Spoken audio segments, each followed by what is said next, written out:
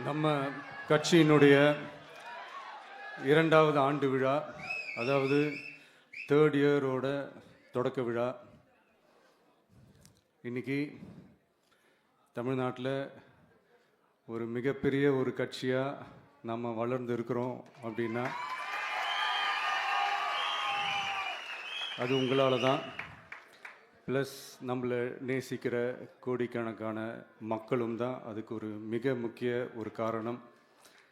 நீங்கள் தான் என்னுடைய ஒரு மிகப்பெரிய ஒரு பலம். உங்களை நம்பி தான் நானும் நம்ம கட்சியும் இருக்கிறோம். இதை நான் சொல்லி தான் உங்களுக்கு தெரியணும்னு அவசியம் இல்லை, இது உங்கள் எல்லாருக்குமே நல்லா தெரியும். அதனால் இன்றைக்கி உங்கள் எல்லாருக்கும், நம்ம கட்சியில் இருக்கிற தோழர்களுக்கும் தொண்டர்களுக்கும், இந்த கட்சியினுடைய ஒரு தலைமை தொண்டனான என்னுடைய வாழ்த்துக்களும் நன்றிகளும்.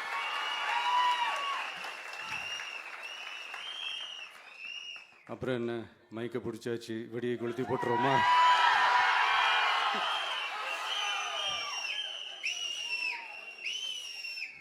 (1977) ஜூன் மாதம்னு நினைக்கிறேன், ஜூன் மாதத்தில் புரட்சி தலைவர் எம்ஜிஆர் அவர்கள் ரேடியோவில் ஒரு பேட்டி ஒன்று கொடுத்தாங்க.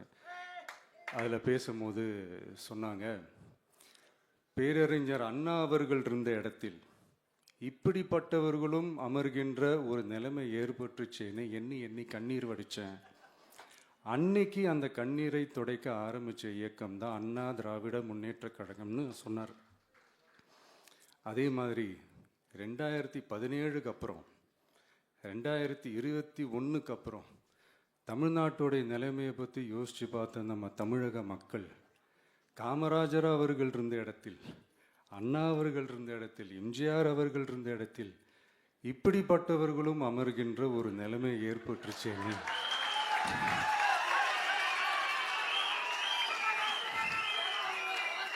தமிழக மக்கள் கண்ணீர் வடித்தாங்க. இன்னைக்கு இந்த கண்ணீரை துடைக்க ஆரம்பித்த இயக்கம் தான் தமிழக வெற்றிக்கழகம்.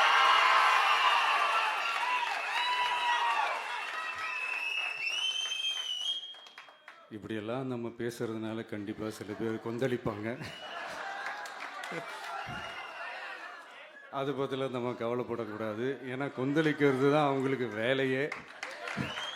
புரிஞ்சுங்களா அவங்களுக்கு? ஏன்னா எம்ஜிஆர் அவர்கள் கட்சி ஆரம்பித்தப்போ, ஏன் அவர் ஜெயிச்சதுக்கப்புறம் கூட சட்டசபையில் கூட ஏதோ ஒரு நடிகர் கட்சி வந்திருக்குதான், ஏதோ ஒரு புதிய கட்சி வந்திருக்குது, புரட்சி தலைவர்னு ஒருத்தர் வந்து, இப்படியெல்லாம் கேலியும் கிண்டலுமா. அதனால் யார் அரசியலுக்கு வந்தாலும் இப்படி கொந்தளிக்கிறது தான் அவங்களுடைய வேலையே. அப்படி தான் நாம் அரசியலுக்கு வந்ததுக்கப்புறம் கூட இந்த விஜய்க்கு என்ன அனுபவம் இருக்குது, எம்ஜிஆர் அவர்களுக்கு எவ்வளோ அனுபவம் இருக்குது தெரியுமா? 52லேருந்து 72 வரைக்கும் அந்த 20 இயர்ஸ் திமுகவில் இருந்த ஒரு அரசியல் அனுபவம் எவ்வளோ இருக்குது தெரியுமா? விஜய்க்கு என்ன பெரிய அனுபவம் இருக்குதுன்னு கேட்டால் அதே வாய் தான். அன்னைக்கு எம்ஜிஆர் அவர்களை பார்த்து, அன்னைக்கு எம்ஜிஆர் அவர்களை பார்த்து அரசியல் அரிச்சுவடி தெரியாதவர், கவர்ச்சியை மட்டுமே நம்பி இருக்கிறவர், அட்டக்கத்தி, வாய் விளம்பர வள்ளல்,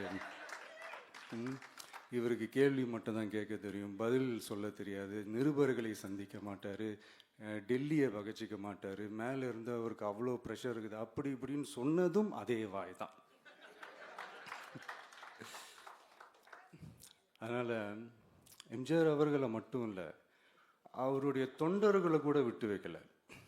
அது என்னது, இந்த பளபளப்பு ஜொலி ஜொலிப்பை பார்த்தா பல்லிழிப்பவங்க, இப்படியெல்லாம் கிண்டலும் கேலியுமா, இதையெல்லாம் மக்கள் ஒரு மாதிரி சைலண்ட்டாக வாட்ச் பண்ணிக்கிட்டு என்ன பண்ணாங்கன்றது உங்களுக்கே நல்லா தெரியும். அவர் ஜெயிச்சதுக்கப்புறம் இந்த அரசியலில் பழந்துன்னு கொட்டை போட்ட அனுபவிச்சாலையும் இருப்பாங்கன்னு சொல்லுவாங்கல்ல, அவங்க எல்லாருக்குமே அந்த கோட்டைன்றது ஒரு பகல் கனவாகவே மாறிடுச்சுன்னா பார்த்துங்க. 77 மாதிரியே இப்போவும் அந்த பழைய தேஞ்சி போன, துருபிடிச்சி போன, நஞ்சு போன அதே அந்த பழைய வெப்பனையும் இப்போவும் கையில் எடுக்கிறாங்க. அதனால் மை டியர் ஜென்டில்மேன், டெக்னாலஜிலாம் வளர்ந்து வேற எங்கேயோ போயிட்டுருக்கு. அட்லீஸ்ட் உங்கள் டெக்னிக்கையாவது கொஞ்சம் மாற்றுங்க பாஸ்.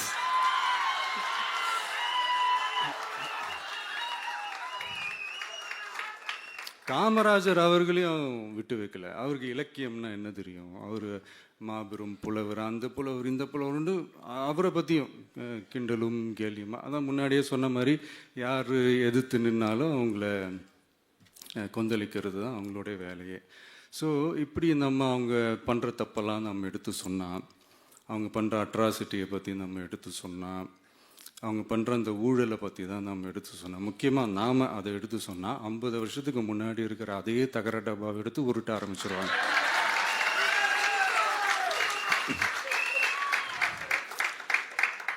பவள விழா பாப்பாவுக்கு வேற என்ன தெரியும்?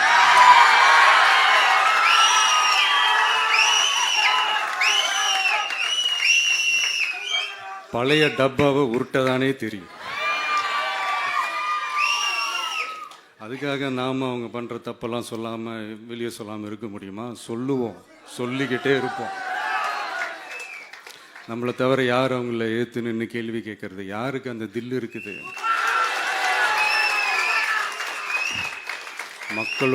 மக்களோட ஒரே பிரதிநிதி நாம மட்டும்தான். ஸோ இப்படி இருக்கிற இந்த நிலைமையில் இன்னைக்கு இந்த டிஜிட்டல் உலகத்தில் திருவள்ளுவர் இருந்திருந்தாருன்னா இந்த தீய சக்தியை பற்றி என்ன திருக்குறள் எழுதியிருப்பாரு? ஒரு கற்பனையா, அநீதி, அராஜகம், தில்லுமுள்ளு இவையெல்லாம் திமுக முதற்றே உலகு.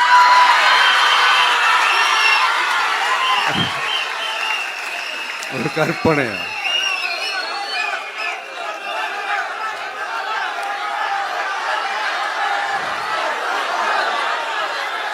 அநீதி, அராஜகம், தில்லுமுள்ளு இவையெல்லாம் திமுக முதற்றே உலகு.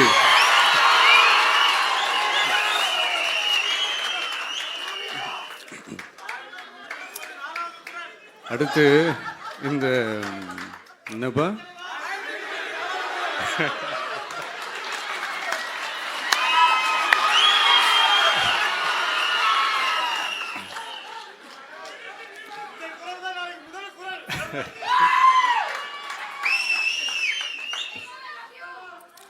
அடுத்து இந்த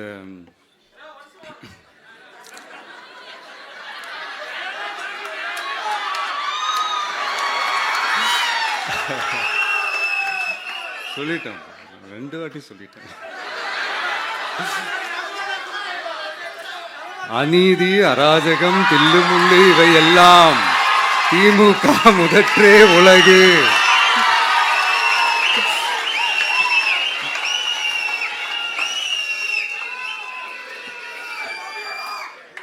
அடுத்து இந்த மும்முனை போட்டி, 4 முனை போட்டி அப்படிலாம் சொல்கிறாங்களே, சரி அவங்கள பொறுத்த வரைக்கும் அப்படியே இருக்கட்டும். அதில் மாபெரும் மக்கள் சக்தியாக நம்ம அணி ஒரு பக்கம், அடுத்து திமுக தலைமையில் மற்ற கூட்டணி கட்சிகள் ஒரு பக்கம், அடுத்து பாஜக தலைமையில் மற்றும் பலர்.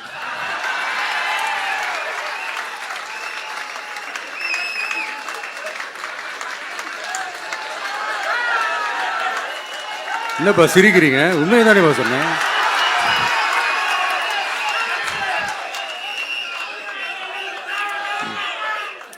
ஸோ இப்படி எத்தனை சக்திகள், எத்தனை பேர் வந்தாலும் திமுகவை வீழ்த்துறதுக்கு மாபெரும் மக்கள் சக்தியான நம்மளால் மட்டும்தான் முடியும். நம்ம டிவிகேவால் மட்டும்தான் முடியும். ஸோ இப்படி இருக்கிற இந்த நிலைமையில் ஏய் விஜய் வீட்டு விட்டு வெளியே வா, ஏய் விஜய் வீட்டு விட்டு வெளியே வா, இப்படியெல்லாம் கேட்கும் போது எனக்கு எப்படி அது தோணுதுன்னா, ஐயோ இவங்க ஒவ்வொரு வீட்டில் இருக்கிற ஒவ்வொரு விஜயும் இவங்க கூப்பிடுற மாதிரியே எனக்கு தோணுது. அப்படிதான் எனக்கு தோணுது. அதனால பொறுங்க பாஸ், வருவாங்க. முறையா வருவாங்க. ஓட்டு போடுற அன்னைக்கு ஓட்டர் ஐடிய கையில் எடுத்துக்கிட்டு ஒவ்வொரு வீட்டில் இருக்கிற ஒவ்வொரு விஜயும்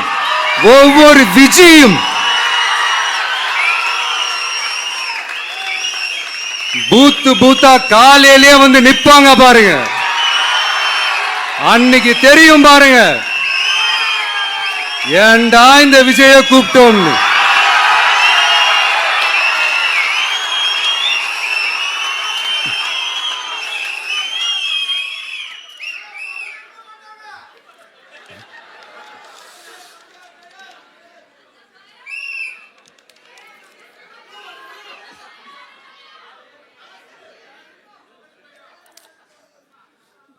ஸோ இப்படி பேசினா உடனே இவரு நான் சினிமாவா இது அப்படின்ட்டு ஆரம்பிச்சிருவாங்க. நான் சினிமா விட்டாலும் நீங்க சினிமா விட மாட்டேங்கிறீங்களேப்பா.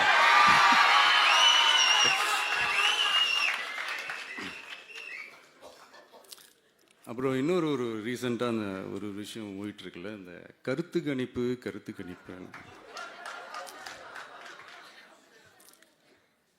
அதில் நிறைய பேர் உண்மையான கருத்து கணிப்புலாம் சொல்கிறாங்க. அதையும் நான் தப்பு சொல்லலை. சில பேர் கடுப்பில் விட்ட கணிப்பாகவும் இருக்குது. அதையும் நான் தப்பு சொல்லலை. இந்த கடுப்பில் விட்ட கணிப்பாளர்களுக்கு நான் சொல்லிக்கிறது என்னென்னா, ஒவ்வொரு ஊராக தெருவா வீடாக போய் நீங்கள் அந்த கருத்து கணிப்பு எடுத்து பாருங்கள். ஒவ்வொரு வீட்லேயும் டிவிக்கு இருக்கிறத நீங்கள் பார்ப்பீங்க.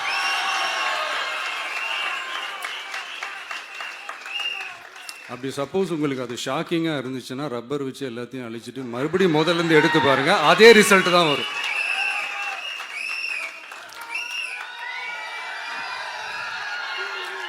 இது என்னப்பா லாஜிக்கு, அது எப்படி எல்லார் வீட்லேயும் டிவிக்கு இருக்கும் அப்படின்னு நீங்கள் கேட்டிங்கன்னா, ஒரு சின்ன சாம்பிளுக்கு ஒரு சின்ன டெஸ்ட் ஒன்று பண்ணி பாருங்களேன்.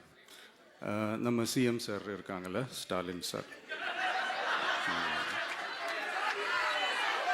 ஒரு 2 இயர்ஸ் பேக் இருக்கும்னு நினைக்கிறேன்.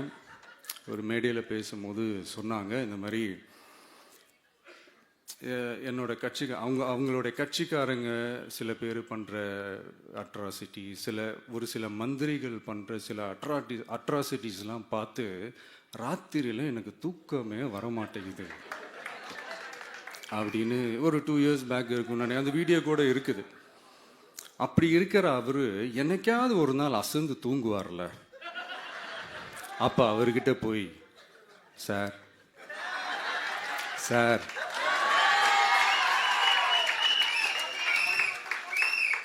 எந்த சின்னத்துக்கு சார் ஓட்டு போடுவீங்க அப்படின்னு கேட்டு பாருங்க. விசில் சின்னத்துக்கு தான்.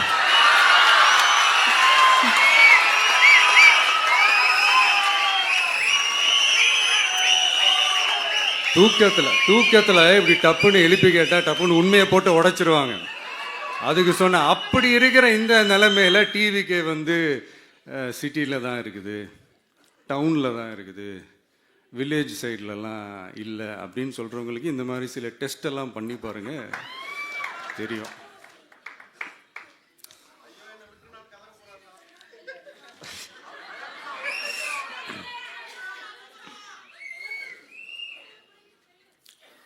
விசில் சின்னம் போகாத ஊரே இல்லை. விசில் சின்னம் எங்கெல்லாம் இருக்குதோ அங்கெல்லாம் டிவிக்கே இருக்குதுன்னு அர்த்தம். என்னுடைய அம்மா, அக்கா, தங்கைகள், அண்ணன், தம்பிகள் டிவிக்கேக்கு ஓட்டு போடுறத யாராலையும் தடுக்க முடியாது.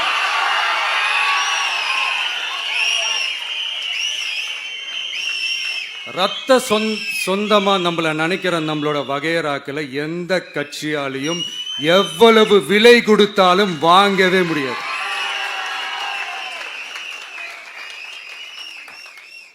நான் ஓவர் கான்ஃபிடென்ஸில் பேசுகிறேன் அப்படின்லாம் நினைக்காதீங்க. இதுதான் கள நிலவரம், கள யதார்த்தமும் இதுதான்.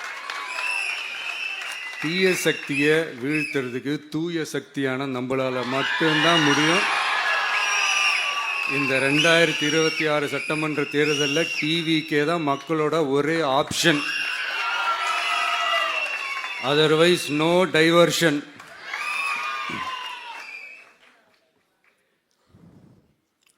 இந்த டப்பா இன்ஜின், ஓட்டை இன்ஜின், எவ்வளோ இன்ஜின் வந்தாலும் டாப் இன்ஜின் நம்ம டிவிக்கே தான்ன்றது மக்கள் ஆல்ரெடி முடிவு பண்ணிட்டாங்க. அதனால் நம்மளுடைய தோழர்கள் அதை மனசில் நல்லா ஏற்றிக்கிட்டு இன்னும் ஷார்ப்பாக ஒர்க் பண்ணுங்க. நான் ஏற்கனவே சொன்ன மாதிரி ஒன்றியம், நகரம், பேரூர், பகுதி, கிளை எல்லா இடத்துலையும் அந்த பூத்தாக அந்த நம்மளுடைய வேட்பாளர்களுக்கு ஒற்றுமையாக இருந்து வேலை செய்யுங்க. நமக்கு மாபெரும் கூட்டணியான, மாபெரும் மக்கள் சக்தியான குடும்பமாக நம்மளோட இருக்கிறாங்க. இன்னொன்று, அன்றைக்கி நான் சொன்ன மாதிரி நம்மளுடைய விசில் சின்னத்துக்கு ஓட்டு போட வைக்கிறது மட்டும்தான் உங்களுடைய வேலை. மற்றதெல்லாம் மக்களோட சேர்ந்து நான் பார்த்துக்கிறேன்.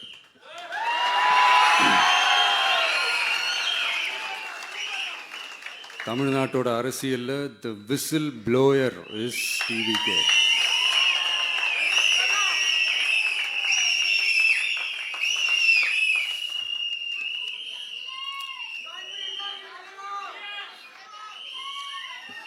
நம்ம மக்கள் இந்த விசில்ல ஊதுல இந்த தீய சக்தியும் இந்த ஊழல் சக்தியும் தெரிச்சு ஓடணும். எப்படி தெரிச்சு ஓடணும்? அன்னைக்கு சென்ட் ஜார்ஜ் கோட்டையில் டிவிக்கு ஆளும் கட்சியா எழும்.